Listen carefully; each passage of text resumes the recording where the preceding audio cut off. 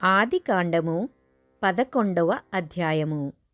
భూమి అందంతటా ఒక్క భాషయు ఒక్క పలుకును ఉండెను. వారు తూర్పున ప్రయాణమై పోవుచుండగా షీనారు దేశమందొక మైదానము వారికి కనబడెను. అక్కడ వారు నివసించి, మనము ఇటికలు చేసి బాగుగా కాల్చుదము రండని ఒకనితో ఒకడు మాటలాడుకొనిరి. రాళ్లకు ప్రతిగా ఇటికలును, అడుసునకు ప్రతిగా మట్టి కీలును వారికుండెను. మరియు వారు, మనము భూమి అందంతటా చెదిరిపోకుండా ఒక పట్టణమును, ఆకాశమునంటు శిఖరము గల ఒక గోపురమును కట్టుకొని పేరు సంపాదించుకొందుము రండని మాటలాడుకొనగా, యెహోవా నరుల కుమారులు కట్టిన పట్టణమును, గోపురమును చూడ దిగివచ్చెను. అప్పుడు యెహోవా, ఇదిగో, జనము ఒక్కటే, వారికందరికీ భాష ఒక్కటే. వారు ఈ పని ఆరంభించి ఉన్నారు. ఇక మీదట వారు చేయదలుచు ఏ పని అయినను చేయకుండా వారికి ఆటంకమేమీయూ నుండదు. గనుక మనము దిగిపోయి వారిలో ఒకని మాట ఒకనికి తెలియకుండా అక్కడ వారి భాషను తారుమారు చేయుదము రండని అనుకొనెను. అలాగు యెహోవా అక్కడ నుండి భూమి అందంతటా వారిని చెదరగొట్టెను గనుక వారు ఆ పట్టణమును కట్టుట మానిరి. దానికి బాబెలు అను పేరు పెట్టిరి. ఎందుకనగా అక్కడ యెహోవా భూజనులందరి భాషను తారుమారు చేసెను. అక్కడ నుండి యెహోవా భూమి అందంతటా వారిని చెదరగొట్టెను. షేము వంశావళి ఇది. షేము 100 గలవాడై జలప్రవాహము గతించిన 2 అర్పక్షదును కనెను. షేము అర్పక్షదును కనిన తరువాత 500 బ్రతికి కుమారులను కుమార్తెలను కనెను. అర్పక్షదు 35 బ్రతికి షేలహును కనెను. అర్పక్షదు షేలహును కనిన తరువాత 403 బ్రతికి కుమారులను కుమార్తెలను కనెను. షేలహు 30 బ్రతికి ఏబెరును కనెను. షేలహు ఏబెరును కనిన తరువాత 403 బ్రతికి కుమారులను కుమార్తెలను కనెను. ఏబెరు 34 బ్రతికి పెలేగును కనెను. ఏబెరు పెలేగును కనిన తరువాత 430 బ్రతికి కుమారులను కుమార్తెలను కనెను. పెలేగు 30 బ్రతికి రయూను కనెను. పెలేగు రయూను కనిన తరువాత 209 బ్రతికి కుమారులను కుమార్తెలను కనెను. రయు 32 బ్రతికి సెరూగును కనెను. రయు సెరూగును కనిన తరువాత 207 బ్రతికి కుమారులను కుమార్తెలను కనెను. సెరూగు 30 బ్రతికి నాహోరును కనెను. సెరూగు నాహోరును కనిన తరువాత 200 బ్రతికి కుమారులను కుమార్తెలను కనెను. నాహోరు 29 బ్రతికి తెరహును కనెను. నాహోరు తెరహును కనిన తరువాత 119 బ్రతికి కుమారులను కుమార్తెలను కనెను. తెరహు 70 బ్రతికి అబ్రామును, నాహోరును, హారానును కనెను. తెరహు వంశావళి ఇది. తెరహు అబ్రామును, నాహోరును, హారానును కనెను. హారాను లోతును కనెను. హారాను తాను పుట్టిన దేశమందలి కల్దీయుల ఊరను పట్టణములో తన తండ్రి అయిన తెరహు కంటే ముందుగా మృతి పొందెను. అబ్రామును నాహోరును వివాహము చేసుకొనిరి. అబ్రాము భార్య పేరు సారయి. నాహోరు భార్య పేరు మిల్కా. ఆమె మిల్కాకును ఇస్కాకును తండ్రి అయిన హారాను కుమార్తె. సారయి గొడ్రాలయుండెను. ఆమెకు సంతానము లేదు. తెరహు తన కుమారుడగు అబ్రామును, తన కుమారుని కుమారుడు అనగా హారాను కుమారుడగు లోతును, తన కుమారుడగు అబ్రాము భార్య అయిన సారయి అను తన కోడలిని తీసుకొని కనానుకు వెళ్ళుటకు కల్దీయుల ఊరను పట్టణములో నుండి వారితో కూడా బయలుదేరి హారాను మట్టుకు వచ్చి అక్కడ నివసించిరి. తెరహు బ్రతికిన దినములు 205 తెరహు హారానులో మృతి పొందెను. ఆదికాండము 12వ అధ్యాయము. యెహోవా, నీవు లేచి నీ దేశము నుండియు నీ బంధువుల యొద్ద నుండియు నీ తండ్రి ఇంటి నుండియు బయలుదేరి నేను నీకు చూపించు దేశమునకు వెళ్ళుము. నిన్ను గొప్ప జనముగా చేసి నిన్ను ఆశీర్వదించి నీ నామమును గొప్ప చేయుదును. నీవు ఆశీర్వాదముగా నుందువు. నిన్ను ఆశీర్వదించు వారిని ఆశీర్వదించెదను, నిన్ను దూషించు వాని శపించెదను. భూమి యొక్క సమస్త వంశములు నీయందు ఆశీర్వదింపబడునని అబ్రాముతో అనగా, యెహోవా అతనితో చెప్పిన ప్రకారము అబ్రాము వెళ్ళెను. లోతు అతనితో కూడా వెళ్ళెను. అబ్రాము హారాను నుండి బయలుదేరినప్పుడు 75 ఏండ్ల ఈడుగలవాడు. అబ్రాము తన భార్య అయిన సారైని, తన సహోదరుని కుమారుడైన లోతును, హారానులో తానును వారును ఆర్జించిన యావదాస్తిని, వారు సంపాదించిన సమస్తమైన వారిని తీసుకొని కనానను దేశమునకు వెళ్ళుటకు బయలుదేరి కనానను దేశమునకు వచ్చిరి.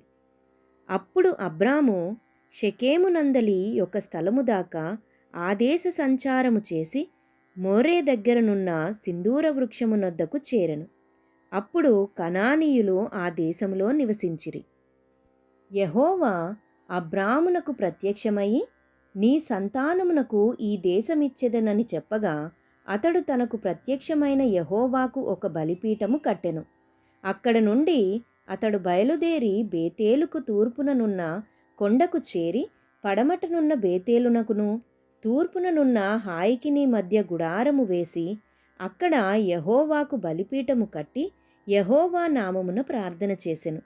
అబ్రాము ఇంకా ప్రయాణము చేయుచు దక్షిణ దిక్కుకు వెళ్ళెను. అప్పుడు ఆ దేశములో కరువు వచ్చెను. ఆ దేశములో కరువు భారముగా నున్నందున అబ్రాము ఐగుప్తు దేశములో నివసించుటకు అక్కడికి వెళ్ళెను. అతడు ఐగుప్తులో ప్రవేశించుటకు సమీపించినప్పుడు అతడు తన భార్య అయిన సారైతో, ఇదిగో నీవు చక్కని దానివని ఎరుగుదును. ఐగుప్తీయులు నిన్ను చూచి ఈమె అతని భార్య అని చెప్పి నన్ను చంపి నిన్ను బ్రతకనిచ్చెదరు. నీ వలన నాకు మేలు కలుగునట్లును నిన్ను బట్టి నేను బ్రతుకునట్లును నీవు నా సహోదరివని దయచేసి చెప్పుమనెను. అబ్రాము ఐగుప్తులో చేరినప్పుడు ఐగుప్తీయులు ఆ స్త్రీ మిక్కిలి సౌందర్యవతి అయ్యుండుట చూచిరి. ఫరో యొక్క అధిపతులు ఆమెను చూచి ఫరో ఎదుట ఆమెను పొగిడిరి గనుక ఆ స్త్రీ ఫరో ఇంటికి తేబడెను. అతడామెను బట్టి అబ్రామునకు మేలు చేసెను. అందువలన అతనికి గొర్రెలు, గొడ్లు, మగగాడిదలు, దాసులు, పనికత్తెలు, ఆడుగాడిదలు, ఒంటెలు ఇయ్యబడెను.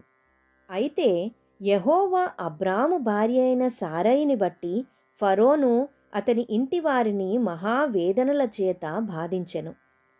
అప్పుడు ఫరో అబ్రామును పిలిపించి, నీవు నాకు చేసినది ఏమిటి?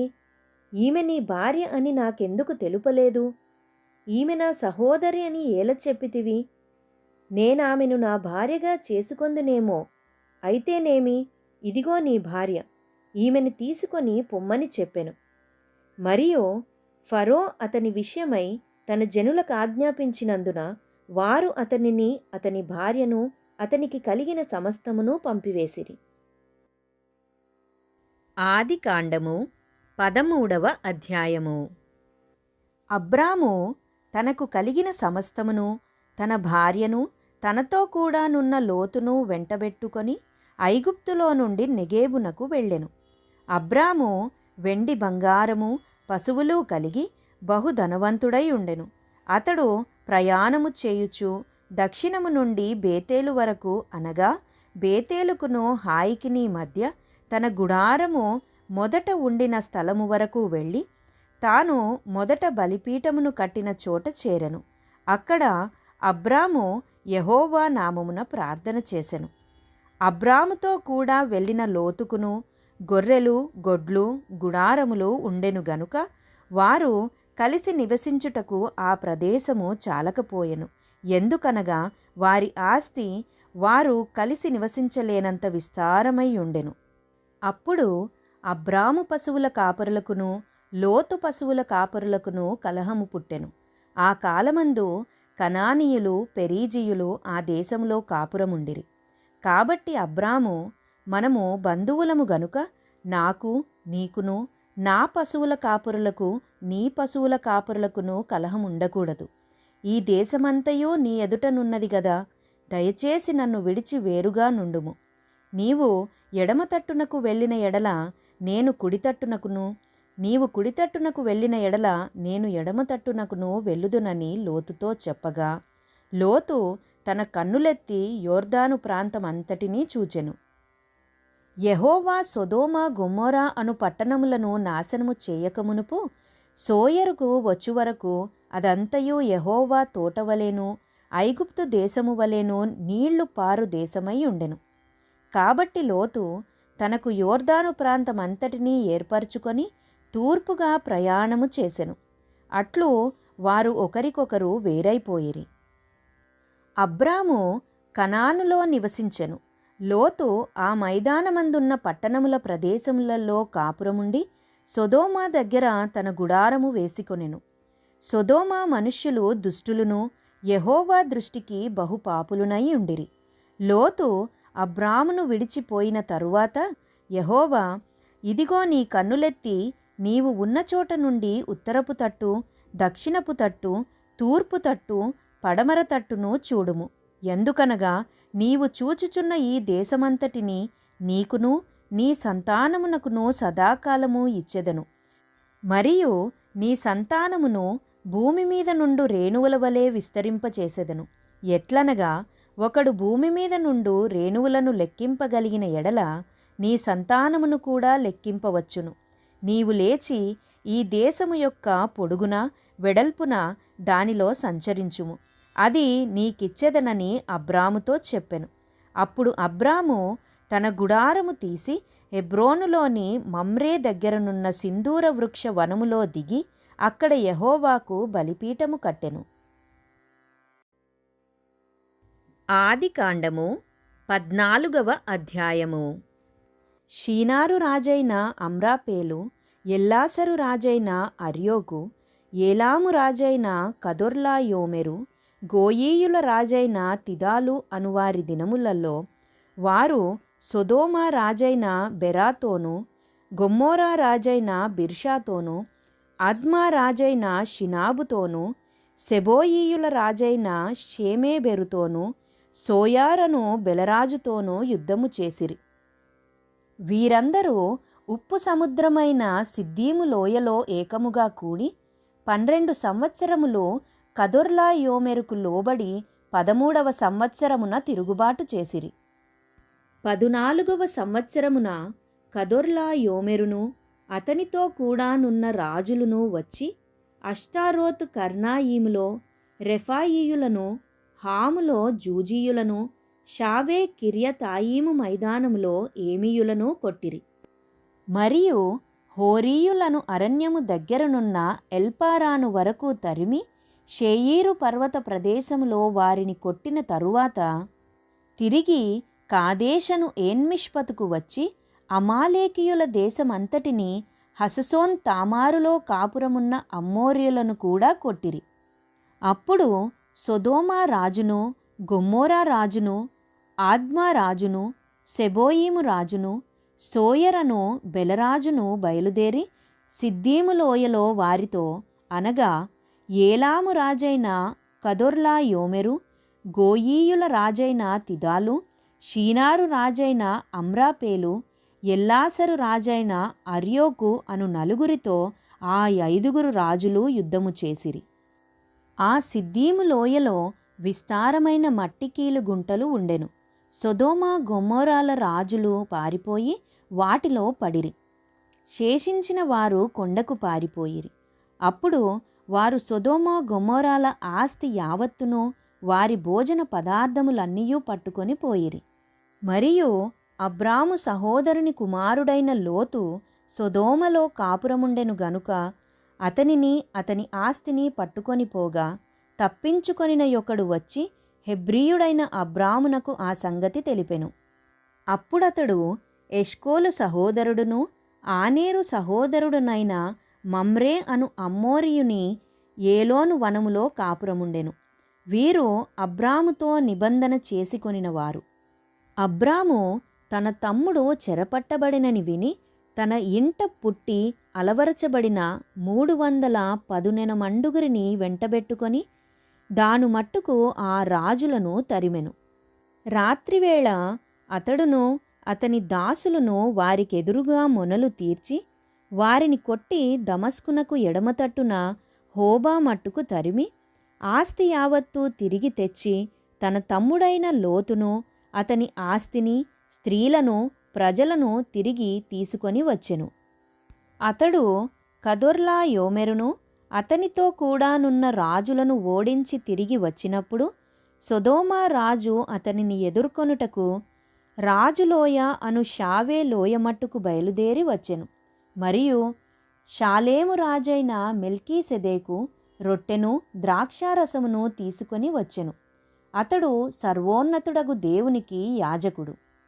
అప్పుడతడు అబ్రామును ఆశీర్వదించి ఆకాశమునకు భూమికిని సృష్టికర్తయును సర్వోన్నతుడునైన దేవుని వలన అబ్రాము ఆశీర్వదింపబడునుగాక అనియు నీ శత్రువులను నీ చేతికి అప్పగించిన సర్వోన్నతుడగు దేవుడు స్తుతింపబడునుగాక అనియు చెప్పెను.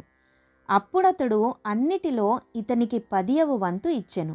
సొదొమ రాజు మనుష్యులను నాకిచ్చి ఆస్తిని నీవే తీసుకొనుమని అబ్రాముతో చెప్పగా అబ్రాము నేనే అబ్రామును ధనవంతునిగా చేసితినని నీవు చెప్పకుండునట్లు ఒక నూలు పోగైనను చెప్పుల వారైనను నీ వాటిలో ఏదైనను తీసుకొనునని ఆకాశమునకు భూమికిని సృష్టికర్తయును సర్వోన్నతుడును దేవుడునైన యెహోవా ఎదుట నా చెయ్యి ఎత్తి ప్రమాణము చేసియున్నాను.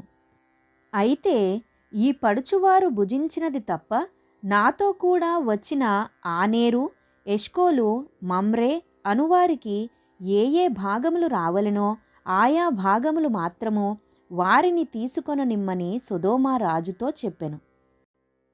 ఆదికాండము 15వ అధ్యాయము. ఇవి జరిగిన తరువాత యెహోవా వాక్యము అబ్రామునకు దర్శనమందు వచ్చి అబ్రామా భయపడకుము, నేను నీకు కేడెము, నీ బహుమానము అత్యధికమగునని చెప్పెను. అందుకు అబ్రాము ప్రభువైన యెహోవా నాకేమి ఇచ్చిననేమి, నేను సంతానము లేనివాడనై పోవుచున్నానే. దమస్కు ఎలియేజరే నా ఇంటి ఆస్తికర్త యగును గదా. మరియు అబ్రాము ఇదిగో నీవు నాకు సంతానం ఇయ్యలేదు గనుక నా పరివారములో ఒకడు నాకు వారసుడగునని చెప్పగా యెహోవా వాక్యము అతని యొద్దకు వచ్చి ఇతడు నీకు వారసుడు కాడు, నీ గర్భవాసమున పుట్టబోవుచున్నవాడు నీకు వారసుడగునని చెప్పెను. మరియు ఆయన వెలుపలికి అతని తీసుకొని వచ్చి నీవు ఆకాశము వైపు తేరి చూచి నక్షత్రములను లెక్కించుటకు నీ చేతనైతే లెక్కించుమని చెప్పి నీ సంతానము అలాగవునని చెప్పెను. అతడు యెహోవాను నమ్మెను, ఆయన అది అతనికి నీతిగా ఎంచెను. మరియు ఆయన నీవు ఈ దేశమును స్వతంత్రించుకొనున్నట్లు దాని నీకిచ్చుటకు కల్దీయుల ఊరను పట్టణములో నుండి నిన్ను యువతలకు తీసుకొని వచ్చిన యెహోవాను నేనే అని చెప్పినప్పుడు అతడు ప్రభువైన యెహోవా నేను దీన్ని స్వతంత్రించుకొనెదనని నాకెట్లు తెలియననగా ఆయన 3 ఏండ్ల పెయ్యను 3 ఏండ్ల మేకను 3 ఏండ్ల పొట్టేలును 1 తెల్ల గువ్వను 1 పావురపు పిల్లను నా యొద్దకు తెమ్మని అతనితో చెప్పెను. అతడు అవన్నీయూ తీసుకొని వాటిని నడుమకు ఖండించి దేని ఖండమును దాని ఖండమునకు ఎదురుగా నుంచెను. పక్షులను అతడు ఖండింపలేదు. గద్దలు ఆ కళేబరముల మీద వాలినప్పుడు అబ్రాము వాటిని తోలివేసెను. ప్రొద్దుగ్రుంకబోయినప్పుడు అబ్రామునకు గాఢ నిద్ర పుట్టెను. భయంకరమైన కటిక చీకటి అతని కమ్మగా ఆయన నీ సంతతి వారు తమది కాని ప్రదేశమందు నివసించి ఆ దేశపు వారికి దాసులుగా నుందురు. వారు 400 ఏండ్లు వీరిని శ్రమపెట్టుదురు. వీరు ఎవరికి దాసులవుదురో ఆ జనమునకు నేను తీర్పు తీర్చుదును. తరువాత వారు మిక్కిలి ఆస్తితో బయలుదేరి వచ్చెదరు. నీవు క్షేమముగా నీ పితరుల యొద్దకు పోయెదవు. మంచి వృద్ధాప్యమందు పాతిపెట్టబడుదువు. అమ్మోరీయుల అక్రమము ఇంకనూ సంపూర్ణము కాలేదు గనుక నీ 4వ తరము వారు ఇక్కడికి మరలా వచ్చెదరని నిశ్చయముగా తెలుసుకొనుమని అబ్రాముతో చెప్పెను. మరియు ప్రొద్దుగ్రుంకి కటిక చీకటి పడినప్పుడు రాజుచున్న పొయ్యియు అగ్ని జ్వాలయును కనబడి ఆ ఖండముల మధ్య నడిచిపోయెను. ఆ దినమందే యెహోవా ఐగుప్తు నది మొదలుకొని గొప్ప నది అయిన యూఫ్రటీసు నది వరకు ఈ దేశమును అనగా కేనీయులను, కనిజీయులను, కద్మోనీయులను, హిత్తీయులను, పెరిజీయులను, రెఫాయీయులను, అమ్మోరీయులను, కనానీయులను, గిర్గాషీయులను, యోబూసీయులను నీ సంతానమునకిచ్చియున్నానని అబ్రాముతో నిబంధన చేసెను.